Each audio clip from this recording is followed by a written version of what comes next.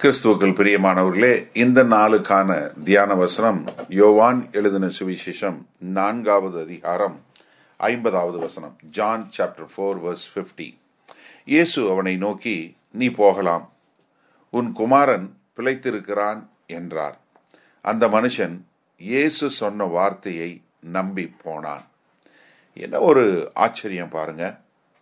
எனக்கு தெரியல, நீங்க எவ்வளவு பேர் உங்களை ஒரு நிமிஷம் இந்த ராஜாவினுடைய அதிகாரியா உங்களை போட்டு இந்த சம்பவம் உங்க வாழ்க்கையில நடக்கிறதா இருந்தா நீங்க இதை விசுவாசிப்பீங்களா? சிந்திச்சு பாருங்க.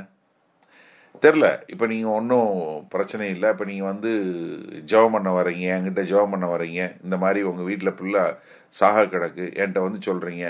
நான் சொல்றேன், ஒன்றும் பிரச்சனை இல்லை, நீங்க வீட்டுக்கு போங்க, உங்க பிள்ளை சரியாயிரும் அப்படின்னு நான் ஜெபம் பண்ணாம சொன்னா நீங்க என்ன சொல்லுவீங்க?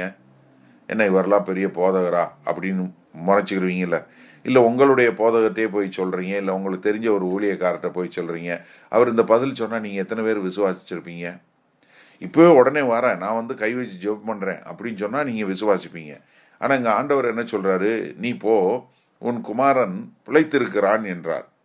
அவன் அதை நம்பி விசுவாசித்து போறான். இதுதான், இந்த விசுவாசம் தான் நமக்கு தேவை. ஆண்டவருடைய வார்த்தையை நம்பி நீங்க போகக்கூடியதாக. அப்ப ஆண்டவர் சொன்ன அந்த வார்த்தையில இருந்த ஒரு கன்விக்ஷன் என்று சொல்லக்கூடிய ஒரு திட நம்பிக்கையை கொடுக்கக்கூடிய காரியங்கள் பாருங்க. நம்ம எல்லாருக்கும் தெரிஞ்ச வசனம் சங்கீதம் 107:20. என்ன? அவர் வார்த்தையை அனுப்பி குணமாக்கிய தேவன். ஏன்னா அப்படி ஒரு பெரிய ஒரு ஒரு விசுவாசத்தை தேவன் உருவாக்கக்கூடியதாக. இதே நம்ம மத்தேயு 8வது அதிகாரம் 13வது வசனத்துல பார்க்கிறோம். நூற்றுக்கு அதிபதியை பார்த்து, பின்பு இயேசு நூற்றுக்கு அதிபதியை நோக்கி, நீ போகலாம், நீ விசுவாசித்தபடியே உனக்கு ஆக கடவுது என்றார். அந்த நாளிகையிலேயே அவன் வேலைக்காரன் சொஸ்தமானான். என்ன, அங்க ஒரு நூற்றுக்கு அதிபதி வர்றான். அவன் அந்த சொல்லக்கூடிய காரியத்தை கேட்டு அங்க உடனே விசுவாசிக்கக்கூடிய காரியம்.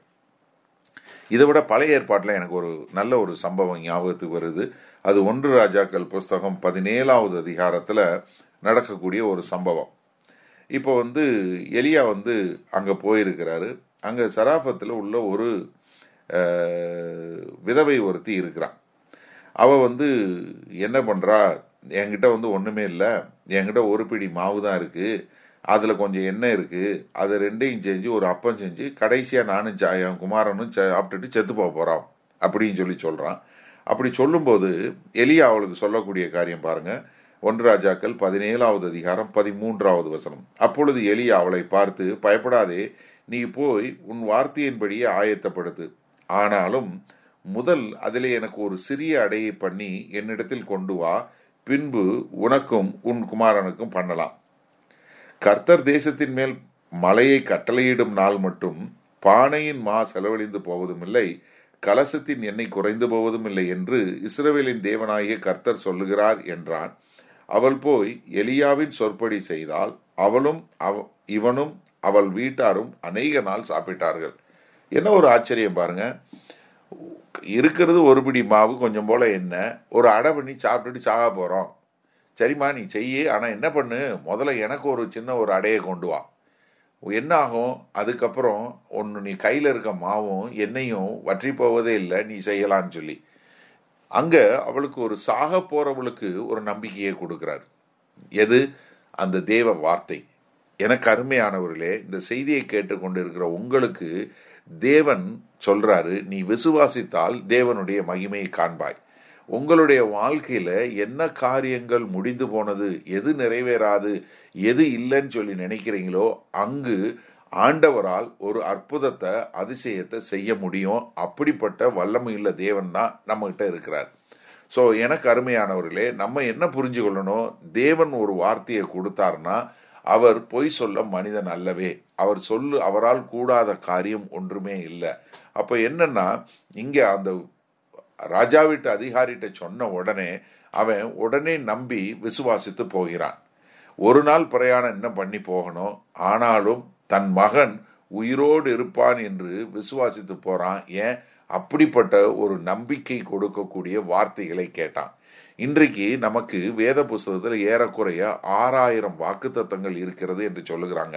அப்போ நமக்கு கொடுக்கப்பட்ட அந்த வாக்குத்தத்தங்களை நம்பி நாம் தேவனை விசுவாசித்து தேவனோடு இசைந்து வாழும்போது தேவன் என்ன நோக்கத்திற்காய் உங்களை அந்த பூமி கொண்டு வந்தாரோ அந்த நோக்கத்தையும் திட்டத்தையும் நிறைவேற்றுவதற்கு தேவையான எல்லாவற்றையும் தேவன் கொடுப்பார் என்கிற ஒரு திட நம்பிக்கையோடு வாழ தேவன் உங்கள் அனைவருக்கும் கிருபை பாராட்டுவாராக.